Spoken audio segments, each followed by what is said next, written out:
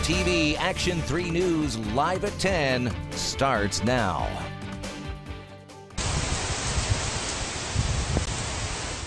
A lot of rain and a lot of wind. That's the story of the storm that blew across Nebraska and Iowa this evening. Bernadine Moore sent us this video of the rain coming down near her place in Waterloo tonight.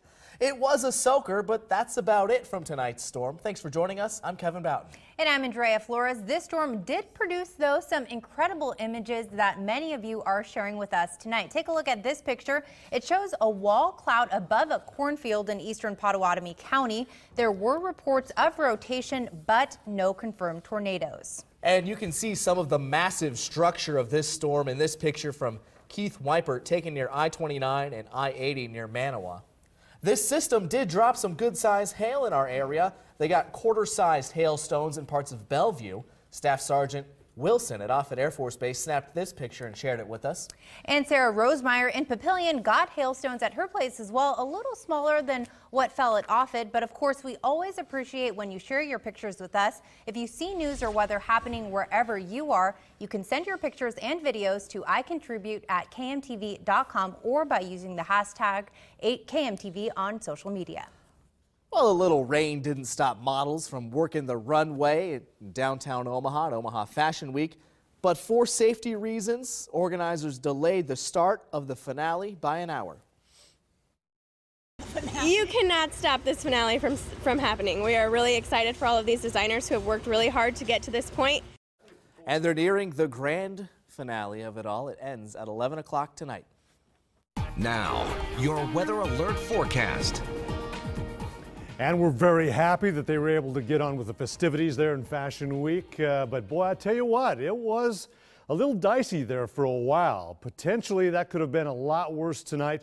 We did see some rotating wall clouds, particularly that storm that exited eastern Douglas and into northeastern Pottawatomie County. But fortunately, the potential for severity does not reflect what we saw in terms of the final storm reports out there. But we are seeing some thunderstorms continuing across eastern sections of Douglas County down into Sarpy County.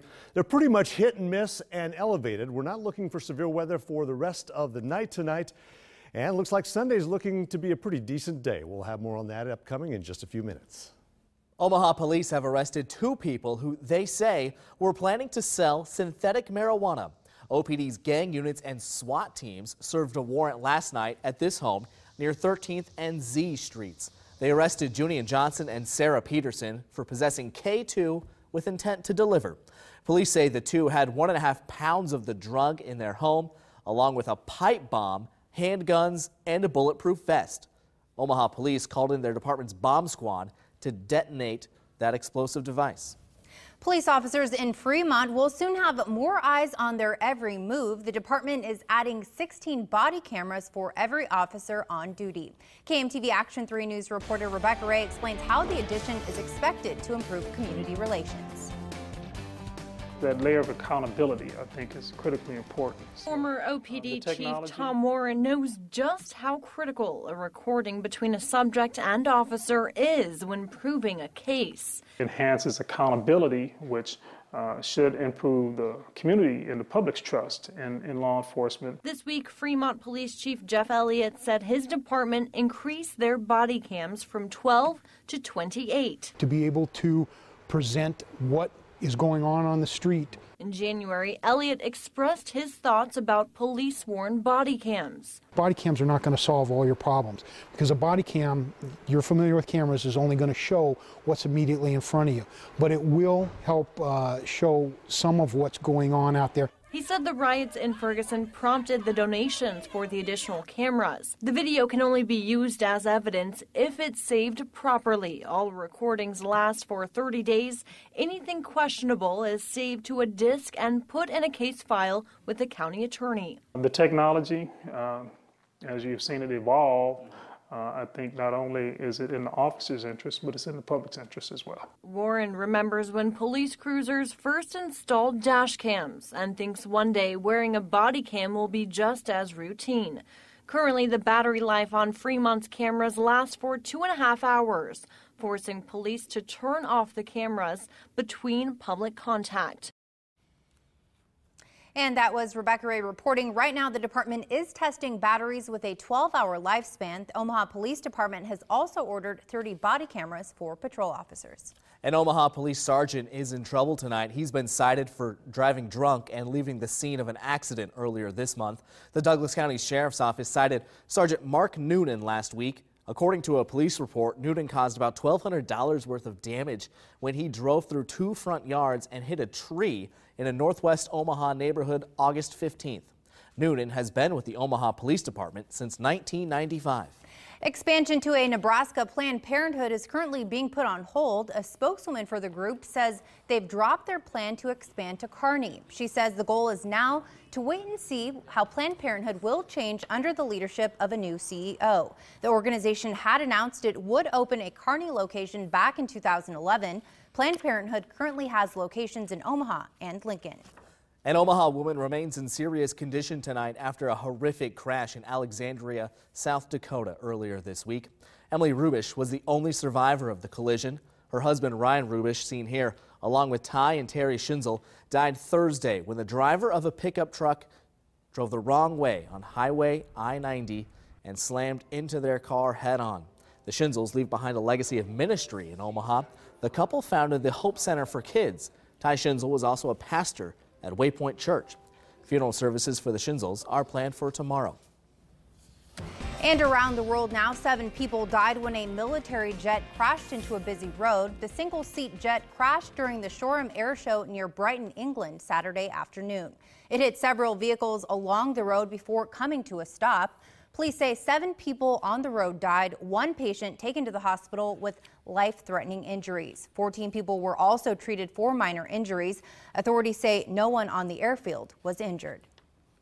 And we now know the name of the man investigators say tried to attack a train heading from Amsterdam to Paris Friday. 26-year-old Moroccan Ayoub El Kazani has been identified as the gunman.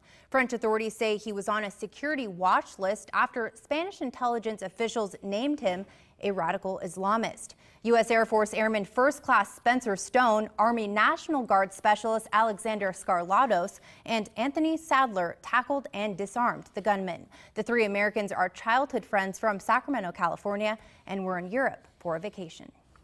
Internal documents show the Environmental Protection Agency was aware of the potential for a big spill of chemicals into a river in Colorado before it happened. Remember these pictures? The EPA contractors working on an abandoned gold mine in Colorado accidentally triggered a massive spill of wastewater filled with toxic chemicals earlier this month. The fluid turned the Animas River bright yellow. According to EPA documents, a previous study done on the gold mine noted the possibility that this could happen, and a follow-up study confirmed those findings. But the EPA report released late last night didn't contain any information about what may have triggered the spill. Well, kids across the metro had a chance to horse around today thanks to one local nonprofit. Victory Riding Academy hosted their 2nd annual back-to-school bash for Omaha students near 48th and Madison. Free horse lessons for kids and mom and dad were offered throughout the day, along with a shoe and bike helmet drive for families in need. The kids just come and they just have a great time on the horse. Some of them have never seen a horse, so it's an introduction to a horse. And, you know, they're the ones that really benefit the most. The Academy is also trying to raise more than $125,000 to buy the property by September 7th. If not, they'll be forced to find new land to offer their programs. Family, friends, and former students will hit the road tomorrow to remember a teacher and athletic trainer killed in a bicycle crash. Jim Johnston spent 24 years working for Millard Public Schools. In March of last year, a driver hit and killed him while he rode his bike at 260th and West Center in Elkhorn. Tomorrow's ride will raise money for his family and for a scholarship fund in his name. The 40-mile trek is at Tahakuza Park in Elkhorn. Registration is at 7 a.m., followed by the ride at 8. Well, a little puppy rescued from a sewer drain after 10 hours. Yeah, a harrowing experience for this pup. Coming up, we'll tell you how deep rescuers had to dive in to save him and show you this touching reunion with his mom. Well, the storms have not completely gone away yet. We'll tell you how long they'll be lasting when we come back.